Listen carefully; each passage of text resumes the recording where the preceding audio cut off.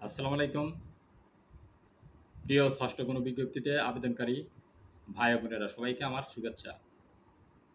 তো সবাইকে শুভেচ্ছা জানিয়ে আমি এখন যে ভিডিওটা শুরু করছি সেটি হচ্ছে এমপি আবেদনের পূর্বে আপনাকে আগে রেজিস্ট্রেশন ফর্ম পূরণ করতে হবে ইমেজ ওয়েবসাইটে। তাহলে কিভাবে সেই রেজিস্ট্রেশন ফর্মটা পূরণ করবেন অনলাইনে সেটাই আমি এখন দেখাবো। তাহলে চলুন, প্রথমেই আপনি একটা ব্রাউজার ওপেন করবেন। তো এখানে আমি গুগল ক্রোম ব্রাউজারটা ওপেন করে দেখাচ্ছি আপনাদের। দেখেন, ব্রাউজার ওপেন হওয়ার পরে এই সার্চ বারে বা অ্যাড্রেস বারে লিখবেন www.image.gov.bd, এই ঠিকানাটা এখানে লিখবেন। লিখলেই ওয়েবসাইটটি ওপেন হবে। দেখেন, এটা ইমেজ ডিএসএইসি, এইটা ওপেন করবেন। এখানে ওপেন করার পরে এই যে ইমেজের যে হোম পেজ সেটা ওপেন হবে। দেখেন, এখানে দেখেন ডাইন সাইডে রেজিস্ট্রেশন লেখা থাকবে। দেখেন, আমি দেখাচ্ছি। দেখেন, এই যে এই দেখেন ডাইন সাইডে এই লগ ইনের পাশে রেজিস্টার লেখা আছে। এই রেজিস্টারে আপনি রেজিস্টারের মধ্যে ঢুকবেন, ওপেন করবেন। ওপেন করলে দেখেন এরকম একটা পেজ পাবেন। রেজিস্টারে ওপেন করলেই এরকম একটা পেজ চলে আসবে। দেখেন, এখানে আপনি ঢুকবেন হচ্ছে এই যে নন গভর্নমেন্ট স্কুল টিচার। আর যদি আপনি কলেজের জন্য হয়ে থাকেন তাহলে এইটাই ঢুকবেন, নন গভর্নমেন্ট কলেজ টিচার। তা আমি স্কুলেরটা দেখাই, নিয়ম একই। তা আমি দেখাই নন গভর্নমেন্ট স্কুল টিচার, এটার মধ্যে ঢুকলাম। দেখেন, এটার মধ্যে ঢোকার পরে ওনারা একটা প্রশ্ন করতেছে যে আপনার আইডি অথবা ইউজার নাকি ইন্ডেক্স নাম্বার থাকলে হ্যাঁ দিন, অথবা না থাকলে না দিন। তা আমাদের তো ইন্ডেক্স নাম্বার নেই, যেহেতু আমরা নতুন ভুক্তির জন্য রেজিস্ট্রেশনটা করবো, তাহলে এখানে না দিব। না দিলে দেখেন ফর্মটা ওপেন হবে। দেখেন, স্ক্রল করলে আপনার ফর্ম পাবেন। দেখেন, প্রথমেই আছে, দেখেন প্রথমেই আছে নাম বাংলায়। তা দেখেন, এখানে আপনার নাম আপনি বাংলায় লিখবেন। তা আমি জাস্ট এখানে ডেমো আকারে দেখাই। দেখেন, এখানে আমার নামটাই লিখলাম, আসাদ। আসাদ লিখলাম। দেখেন, এরপরে দেখেন নাম এখানে বাংলায়, তারপরে ডাইনে আছে নাম ইংরেজি, তাহলে এখানে ইংলিশে লিখব ASAD, আসাদ। দেখেন, তারপরে আছে পিতার নাম ইংরেজিতে। পিতার নাম লেখেন, আমি ডেমো আকারে দেখাচ্ছি যেহেতু, আমি সংক্ষেপে লিখি কালাম, KALAM, কালাম। তারপরে মাতার নাম জাহানারা, JAHANARA, জাহানারা। আমি কিন্তু জাস্ট আপনাদের বোঝানোর জন্য সংক্ষিপ্ত আকারে লিখছি। এরপর আছে জন্ম তারিখ। দেখেন, এখানে জন্ম তারিখের এই ক্যালেন্ডারের মধ্যে ক্লিক করলে এইরকম ক্যালেন্ডার পাবেন। তখন এখান থেকে আপনি জন্ম তারিখটা সিলেক্ট করবেন। তো এখানে আপনার যে জন্ম তারিখ সেইটা আপনি সিলেক্ট করবেন। ঠিক আছে, আমি এখানে সিলেক্ট করলাম একটা। দেখেন, 1981 সালের জুন মাস দিলাম, তারিখ দিলাম 2 তারিখ।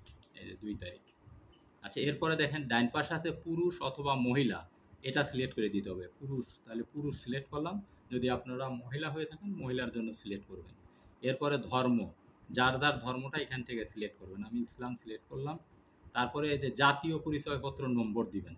আমি এখানে ডেমো আকারে একটা জাতীয় পরিচয়পত্র 0000 দিয়ে দিলাম আর কি। আপনারা আপনাদের জাতীয় পরিচয়পত্র নম্বরটা এখানে বসাবেন, যারটা সঠিকভাবে।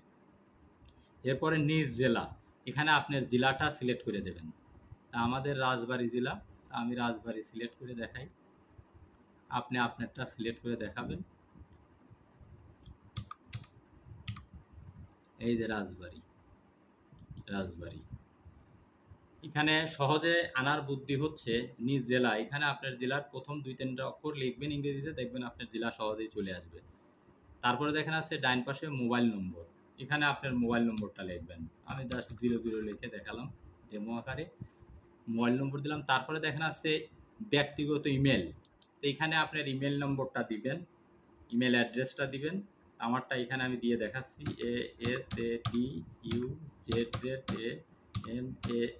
ASADUZZAMAN, আসাদুজ্জামান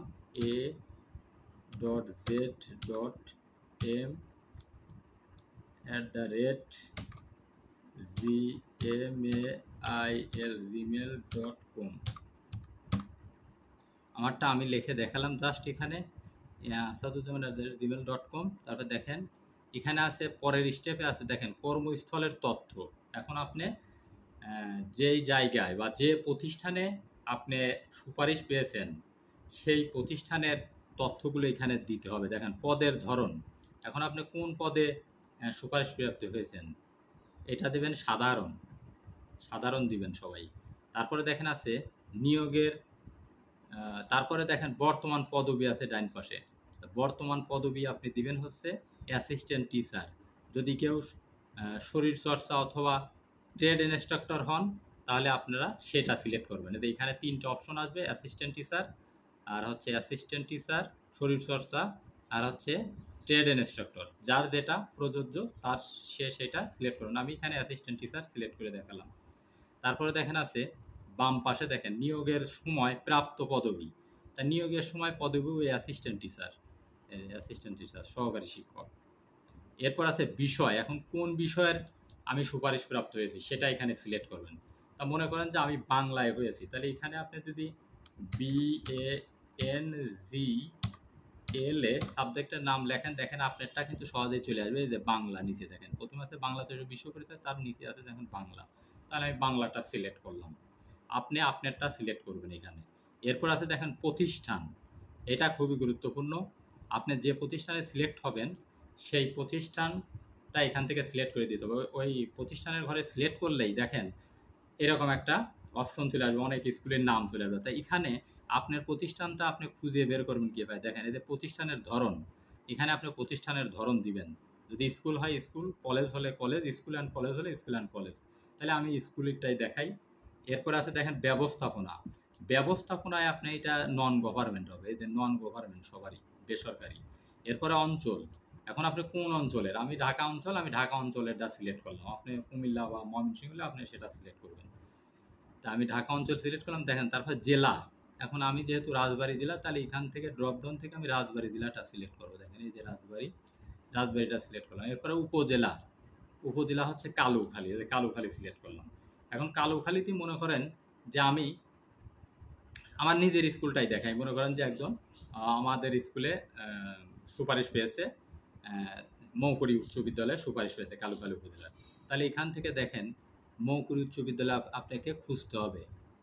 মৌকুড়ি উচ্চ বিদ্যালয় দেখেন এখান থেকে খুঁজতে হবে যে মৌকুড়ি উচ্চ বিদ্যালয় কোথায় আছে, বা আপনার কাঙ্ক্ষিত যে প্রতিষ্ঠানটা আপনি যেখানে সিলেক্ট আছেন সেই প্রতিষ্ঠানটা এই যে মৌকুড়ি উচ্চ বিদ্যালয়, দেখেন এইটা আমি সিলেক্ট করলাম। মৌকুড়ি উচ্চ বিদ্যালয়টা এই যে ডান পাশে বাম পাশে যে সিলেক্ট লেখা আছে এটার পর ক্লিক দিলে আপনার স্কুল সিলেক্ট হয়ে যাবে। এই দেখেন 113353 মৌকুড়ি উচ্চ বিদ্যালয়।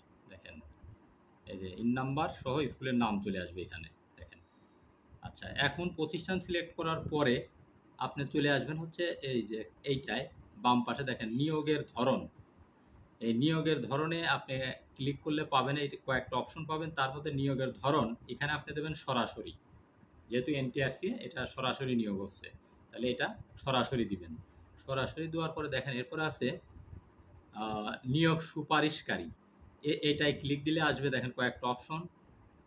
তো এখানে আপনি এনটিআরসিএ দেবেন, যেহেতু আপনাদের সুপারিশ করেছে এনটিআরসিএ দেবেন। এরপর আছে দেখেন ডাইন পাশে এনটিআরসি এর রোল নম্বর যদি থাকে তাহলে অবশ্যই তো আপনাদের সবারই রোল নম্বর আছে, যার যার রোল এই এনটিআরসি এর রোল নম্বরের এই অপশনে বসায় দেবেন। তা মনে করেন আমি এখানে 00 দিয়ে দেখাচ্ছি। এরপরে দেখেন পরীক্ষার বছর, এই আপনাদের যারা সুপারিশপ্রাপ্ত হবেন যার যে সালে পরীক্ষার বছর সেই সালটা এখানে সিলেক্ট করে দেবেন। তো আমি এখানে 23 সালটা সিলেক্ট করে দেখাচ্ছি, 2023 পরীক্ষার বছর। এরপরে দেখেন আছে ছবি, আপনার ছবি দিবেন।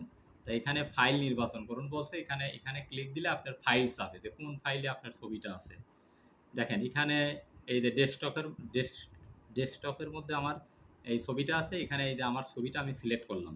মনে করেন এই ছবিটা সিলেক্ট করলে যে ওপেন দিতে হবে, ওপেন করলে ছবিটা এখানে লেগে যাবে। দেখেন ছবিটা এখানে চলে আসছে। এরপরে আছে দেখেন পরের অপশনে আছে নিয়োগ সংক্রান্ত সংযুক্তি, নিয়োগ ও যোগদানপত্র।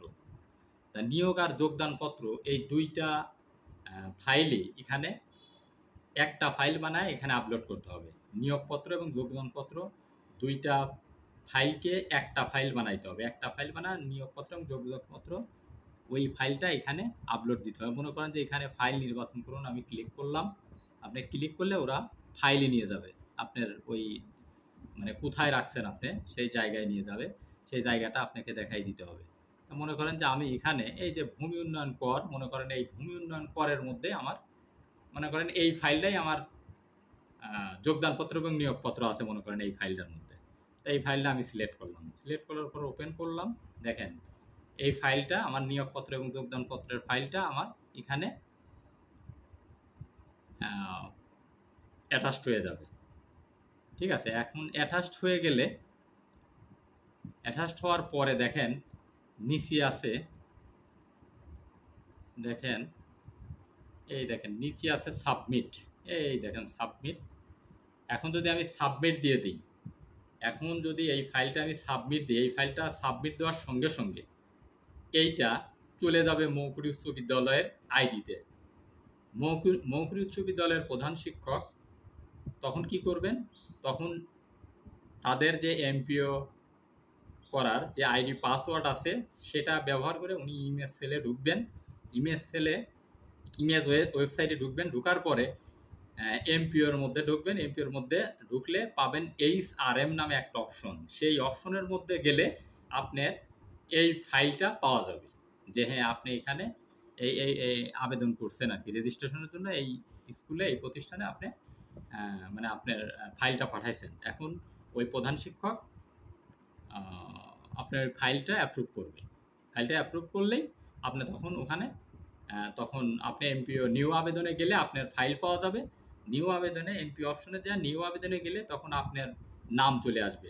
তখন ওই ওই ওই প্রতিষ্ঠানের সবগুলো টিচারের নাম চলে আসবে, ওখানে আপনার নামও থাকবে। তখন ওই অ্যাপ্রুভ দেওয়ার কারণে আপনার নামও ওখানে যোগ হয়ে যাবে। যোগ হয়ে গেলে আপনার নামটা তখন সিলেক্ট করে দিয়ে আপনার নামে নিউ এমপিও আবেদন পাঠাবে। নিউ এমপিওর আবেদনের যে 6টা ধাপ, সেই 6টা ধাপ পূরণ করে আবেদন সাবমিট করবে। তাহলে আবেদনটা উপজেলায় চলে যাবে, উপজেলা থেকে জেলায়, জেলা থেকে চলে যাবে স্ব ডিডি অফিস বা আঞ্চলিক অফিসে। আঞ্চলিক অফিস থেকে ফাইল অ্যাপ্রুভ হলে প্রোগ্রামারের কাছে যাবে, প্রোগ্রামার ফাইলটা ফরওয়ার্ড করে ইমেজ সেলে পাঠিয়ে দেবে। ইমেজ সেলে মিটিং হওয়ার পর আপনার ফাইল ডান হবে এবং ইন্ডেক্স করে যাবে। আর ইন্ডেক্স করে গেলে আপনার কাজ শেষ, আপনি তখন বেতন পাবেন। আশা করি পুরো বিষয়টা বুঝতে পেরেছেন যে আপনি এমপিও ভুক্তির আবেদনের পূর্বে যে গুরুত্বপূর্ণ রেজিস্ট্রেশন করতে হবে প্রত্যেকের, সেই বিষয়টা আমি আপনাদেরকে ভিডিও আকারে দেখালাম। আশা করি সবাই বুঝতে পেরেছেন যে কিভাবে এই ইমেজ ওয়েবসাইটে আপনি কিভাবে আপনার রেজিস্ট্রেশনটা সম্পূর্ণ করবেন। আর এই রেজিস্ট্রেশনটা সম্পূর্ণ করার সময় একটা জিনিস খেয়াল রাখবেন, এই নাম লেখার সময় বা এই তথ্যগুলো পূরণ করার সময় অবশ্যই আপনার এনআইডি এবং এসএসসির সনদ দুইটাই কিন্তু এক থাকতে হবে। এসএসসি সনদ আর এনআইডি, এই এসএসসি সনদপত্র দেখে আপনি এটা পূরণ করবেন। আর এসএসসি আর এনআইডি তো আপনার অবশ্যই এক থাকতে হবে নামের ক্ষেত্রে, আপনার নিজের নামের ক্ষেত্রে বিশেষ করে। সেই তথ্যগুলো আপনি এখানে এই এসএসসি সনদ দেখে এটা ফিল আপ করবেন, এই রেজিস্ট্রেশন ফর্মটা পূরণ করে আপনি সাবমিট দিয়ে দেবেন। তখন ওই স্কুলের আইডিতে এই আবেদনটা চলে যাবে, তখন অ্যাপ্রুভ দিলেই আপনি তখন এমপিও ভুক্তির আবেদন করতে পারবেন। এই ফাইলটা অ্যাপ্রুভ না হওয়া পর্যন্ত, আপনি ফাইল পাঠালেন, পাঠানোর পরে অ্যাপ্রুভ না হওয়া পর্যন্ত কিন্তু আপনি এমপিও ভুক্তির আবেদন করতে পারবেন না। আশা করি পুরো বিষয়টা আমি বোঝাইতে পারছি কিনা জানি না। যদি না বুঝে থাকেন এরপরেও, তাহলে অবশ্যই কমেন্টসে জানিয়ে দেবেন। আর আমার আসাদ স্যার 97 এই পেজটা যারা এখনও ফলো দেননি এই পেজে, তারা অবশ্যই ফলো দিয়ে রাখেন আপনার প্রয়োজনে। কারণ এই পেজে এমপিও সংক্রান্ত গুরুত্বপূর্ণ ভিডিও থাকবে এবং সব তথ্য থাকবে A to Z। সবাইকে আবারও শুভেচ্ছা এবং ধন্যবাদ দিয়ে শেষ করছি। আল্লাহ হাফেজ।